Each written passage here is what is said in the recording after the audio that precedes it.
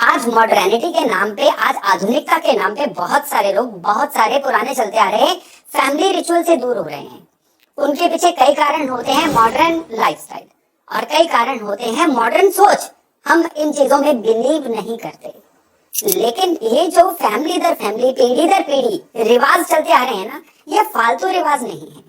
ये रिवाज आपके पितरों, आपके पूर्वजों के द्वारा किए गए त्याग का सूचक होते हैं। उन्होंने जो भी आपके वंश के लिए, आपकी फैमिली के लिए रिचुअल बनाए ना, वो रिचुअल दरअसल वो सूचक थे कि आपको एज अ वंश सरवाइव करने के लिए, जीवन में ग्रो करने के लिए कौन कौन से रिचुअल करने जरूरी हैं। और एस्ट्रोलॉजी भी यही कहती है कि जब भी आप अपने रिचुअल से दूर होते हैं तो आप अपनी जड़ों को हल्का कर लेते हैं। और जिस पेड़ की जड़ें कमजोर होती है ना, किसी भी आंधी तूफान में वो पेड़ सबसे पहले गिरता है।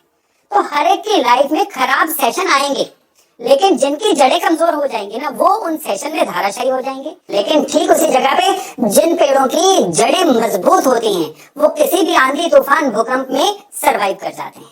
तो पितृपक्ष आपको अपनी जड़ों से जुड़ने का मौका देता है।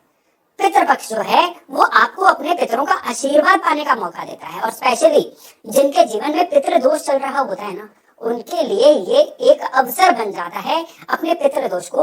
साल 2024 का पितृपक्ष 17 सितंबर पूर्णिमा वाले दिन से शुरू हो रहा है और अमावस वाले दिन तक चलने वाला है।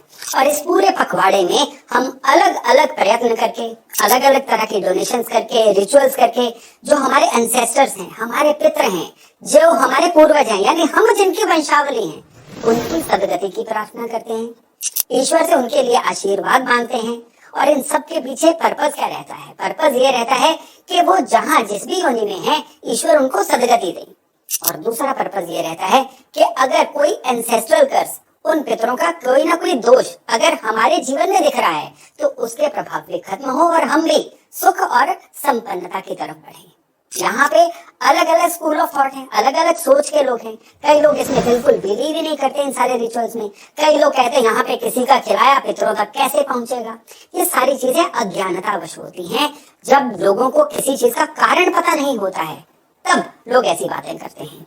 अब जब आप जान लेंगे कि आपको अपने पितरों की शांति के लिए दरअसल कौन सा रिचुअल करना चाहिए, डोनेशन कौन सी करनी चाहिए और क्यों करनी चाहिए, तो फिर आपके द्वारा किया गया जो उपाय है वो लगता भी है, उसको और मन से आप कर पाते हो। जो भाव आपके अंदर से निकलता है ना, वो सच में सारे का सारा खेल जो है ना, भाव का होता है। और जो भाव तब निकलता है ना, वो पितरों से आपको कनेक्ट भी करवाता है, कोई भी दोष हो उसको शांत भी करवाता है, और पितरों का आशीर्वाद डायरेक्टली आप तक पहुंचता भी है।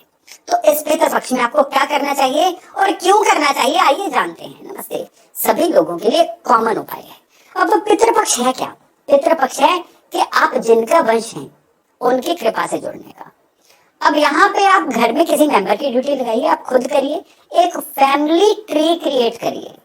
आपको अपनी फैमिली में जो भी आपके दादा या उनके फादर, जिनका भी पूरा पूरा आपको सिस्टम पता है, उनसे लेके आप तक या आपके बच्चों तक जो भी वंश है, पूरा एक फैमिली ट्री क्रिएट करिए। इस फैमिली ट्री को हो सके वहां पे प्रॉपर एक फोटो चिपकाइए, और इस फैमिली ट्री को घर में, घर के साउथ वेस्ट में या तो फ्रेम करवा के रखिए, नहीं तो अपने स्टडी टेबल पे रखिए, किसी ऐसी जगह पे रखिए जहां पे ये फैमिली ट्री आपको विजिबल हो। केवल यही जो है ना, ये आपके सबकॉन्शियस को ट्यून करता है आपकी जड़ों से जुड़ने के लिए।